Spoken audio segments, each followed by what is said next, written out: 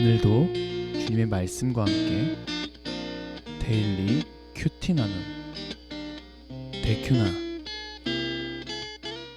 참 좋으신 하나님 아버지, 오늘도 주님의 말씀을 통하여 당신의 뜻을 발견케 하시며 주님의 뜻에 순종하며 나아갈 수 있도록 인도하여 주시옵소서. 예수 그리스도의 이름으로 간절히 기도드렸습니다. 아멘.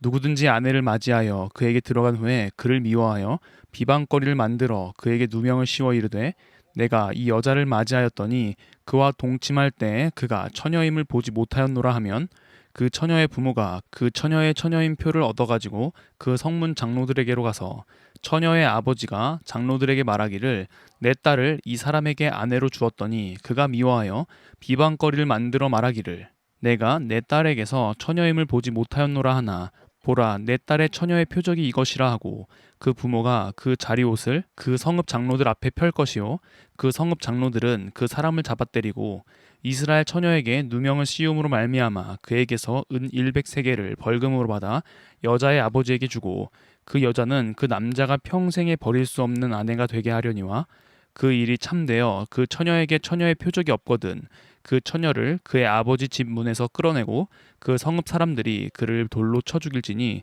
이는 그가 그의 아버지 집에서 창기의 행동을 하여 이스라엘 중에서 악을 행하였음이라. 너는 이와 같이 하여 너희 가운데서 악을 제할지니라. 어떤 남자가 유부녀와 동침한 것이 드러나거든 그 동침한 남자와 그 여자를 둘 다 죽여 이스라엘 중에 악을 제할지니라. 처녀인 여자가 남자와 약혼한 후에 어떤 남자가 그를 성읍 중에서 만나 동침하면 너희는 그들을 둘 다 성읍 문으로 끌어내고 그들을 돌로 쳐 죽일 것이니 그 처녀는 성 안에 있으면서도 소리 지르지 아니하였으며 그 남자는 그 이웃의 아내를 욕보였음이라. 너는 이같이 하여 너희 가운데에서 악을 제할지니라. 만일 남자가 어떤 약혼한 처녀를 들에서 만나서 강간하였으면 그 강간한 남자만 죽일 것이요 처녀에게는 아무것도 행하지 말 것은 처녀에게는 죽일 죄가 없음이라. 이 일은 사람이 일어나 그 이웃을 쳐 죽인 것과 같은 것이라. 남자가 처녀를 들에서 만난 까닭에 그 약혼한 처녀가 소리질러도 구원할 자가 없었음이니라. 만일 남자가 약혼하지 아니한 처녀를 만나 그를 붙들고 동침하는 중에 그 두 사람이 발견되면 그 동침한 남자는 그 처녀의 아버지에게 은 50세겔을 주고 그 처녀를 아내로 삼을 것이라. 그가 그 처녀를 욕보였은즉 평생에 그를 버리지 못하리라. 사람이 그의 아버지의 아내를 취하여 아버지의 하체를 드러내지 말지니라. 아멘. 오늘의 본문은 성관계에 관한 규례를 말하고 있습니다. 이 안에서도 여러 가지 상황을 나눠볼 수 있는데요. 먼저 13절에서 21절을 보면요. 어떤 사람이 아내를 맞이하여 관계를 맺은 후에 오히려 그를 미워하여 비방거리를 만들어 처녀가 아니었다고 누명을 씌우는 일이 생겼을 때인데요. 이때 그 여인이 결혼 당시에 처녀인지 아닌지 여부가 판단의 근거였습니다. 장로들에게 확인시키기 위해서는 처녀의 아버지가 처녀인 표를 가지고 나아가야 했는데요. 처녀인 표가 무엇인지는 확실하게 기록되어 있지 않습니다. 그것이 무엇이든 확증이 된다면 무고죄를 저지른 그 남편을 잡아 때리고 벌금으로 그 여자의 아버지에게 은 100세겔을 주어야 했습니다. 그러나 만약 그의 아내가 처녀가 아닌 경우에는 돌로 쳐 죽였습니다. 그 이유는 그가 그의 아버지의 집에서 창기의 행동, 즉 간음을 했던 것이고 이 일을 하나님께서는 악으로 규정했기 때문입니다.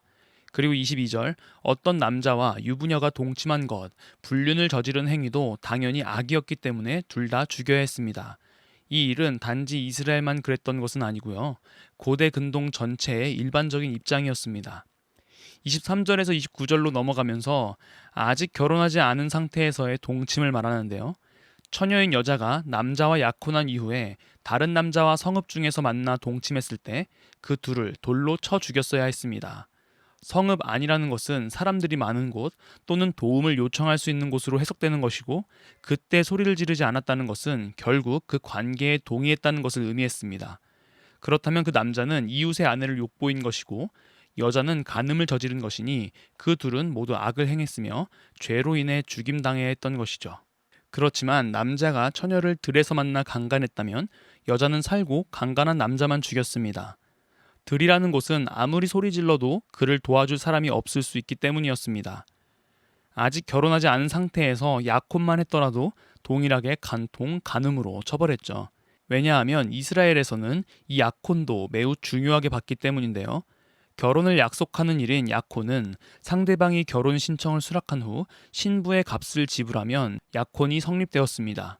약혼을 했다고 해서 바로 부부 생활을 허용하는 것은 아니었지만 결혼과 동등한 구속력을 지닌 것으로 간주했습니다. 따라서 약혼자는 상호간에 순결 의무를 준수해야 했고 신명기 24장에 의하면 약혼한 남자는 1년간 징집이 면제되는 특권도 부여됐습니다. 이러한 약혼을 취소하기 위해서는 정당한 이유가 있어야 했고 공식적인 절차를 거쳐야만 가능했습니다. 오늘의 율법은 하나님께서 얼마나 가정을 중요하게 생각하셨는지를 바라볼 수 있습니다. 이스라엘 나라의 확장을 이루어가는 한 부분이었던 가정을 이루는 일, 특별히 생명을 잉태하게 만드는 성적 관계는 부부에게만 허락된 일이었습니다.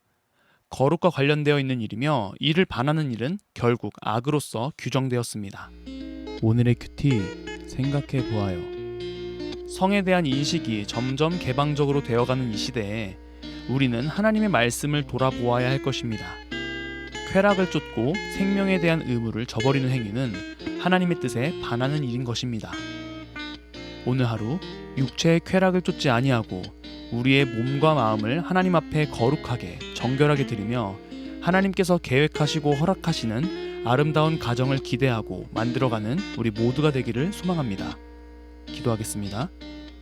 참 좋으신 하나님 아버지, 우리의 정욕을 주를 향한 사랑으로 덮어주시고 오직 세상의 모습과 구별되어 거룩함으로 순결함으로 하나님께 나아가 주의 뜻대로 살아가는 우리 모두가 될 수 있도록 인도하여 주시옵소서. 감사합니다. 예수 그리스도 이름으로 간절히 기도드렸습니다. 아멘.